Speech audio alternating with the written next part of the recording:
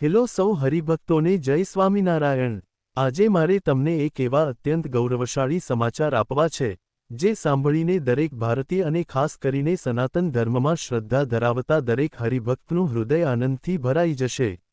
મિત્રો, તાજેતરમાં એટલે કે 25 એપ્રિલ 2026ના રોજ, યુરોપના ઐતિહાસિક દેશ ગ્રીસની રાજધાની એથેન્સમાં એક અદ્ભુત ઘટના બની। ત્યાં ધ ધાર્મિક Renaissance and the Athens declaration નામની એક ઐતિહાસિક સમિટ યોજાઈ ગઈ।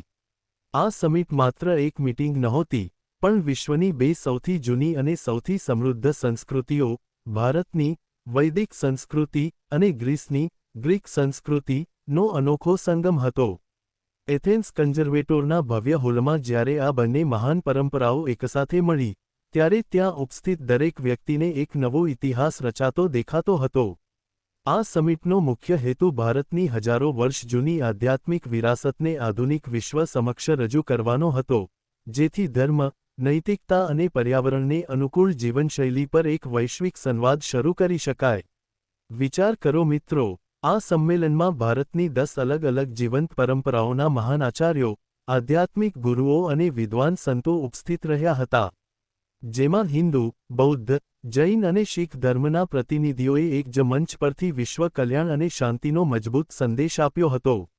આ સમિટમાં આપણા સ્વામિનારાયણ સંપ્રદાયનું ગૌરવવંતું પ્રતિનિધિત્વ BAPS સંસ્થાના વિદ્વાન સંત મહામહોપાધ્યાય ભદ્રેશદાસ સ્વામીએ કર્યું હતું।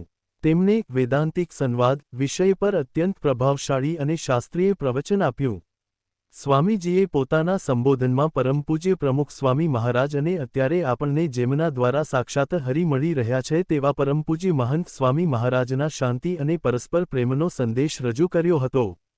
ભદ્રેશદાસ સ્વામીએ ખૂબ જ સરસ રીતે સમજાવ્યું કે આપણા ઉપનિષદોમાં જે સંવાદો આપ્યા છે, તે જ ભારતીય સંસ્કૃતિનો અસલી પાયો છે। આ પવિત્ર સંવાદોમાંથી જ અદ્વૈત, દ્વૈત, વિશિષ્ટાદ્વૈત અને આપણું ગૌરવ એવા અક્ષર પુરુષોત્તમ દર્શન જેવા વેદાંતિક સિદ્ધાંતો વિશ્વને મળ્યા છે। આંતરરાષ્ટ્રીય સ્તર પર, યુરોપની ધરતી પર જ્યારે અક્ષર પુરુષોત્તમ દર્શનની આટલી ઊંડી ચર્ચા થઈ, ત્યારે તે ક્ષણ આખા સ્વામિનારાયણ સંપ્રદાય માટે સુવર્ણ અક્ષરે લખવા જેવી બની ગઈ। ત્યાં હાજર રહેલા વિદેશી વિદ્વાનો અને આયોજકો પણ ભદ્રેશદાસ સ્વામીના વિચારોથી મંત્રમુગ્ધ થઈ ગયા હતા। તેઓએ આ કાર્યક્રમને 21મી સદીના પડકારો વચ્ચે માનવતાને જીવતી રાખવા માટેનો એક ઐતિહાસિક જનાદેશ ગણાવ્યો હતો। આ સમિટનો મુખ્ય સૂર એ જ રહ્યો કે વસુધૈવ કુટુંબકમ એટલે કે આખું વિશ્વ એક પરિવાર છે, અને જો આપણે વૈશ્વિક શાંતિ જોઈતી હોય તો આ ભાવના કેળવવી જ પડશે। આવા સમિટથી ભારત અને ગ્રીસ વચ્ચેના વર્ષો જૂના સંબંધો ફરી તાજા થયા છે અને ભવિષ્યમાં દુનિયાની મોટી નીતિઓ બનાવવામાં ભારતનું જ્ઞાન મહત્વનો ભાગ ભજવશે તેવી આશા જાગી છે। તો હરિભક્તો, આ ગૌરવશાળી સમાચાર તમને કેવા લાગ્યા તે કોમેન્ટમાં જરૂર જણાવજો। અને આવા જ BAPS સ્વામિનારાયણ સંપ્રદાયને લગતા અવનવા અને લેટેસ્ટ સમાચાર સૌથી પહેલા મેળવવા માટે અમારી યુટ્યુબ ચેનલને સબસ્ક્રાઇબ કરી લો અને બેલ આઇકોન દબાવવાનું ભૂલશો નહીં। સૌ ભક્તોને ફરી એકવાર ભાવથી જય સ્વામિનારાયણ।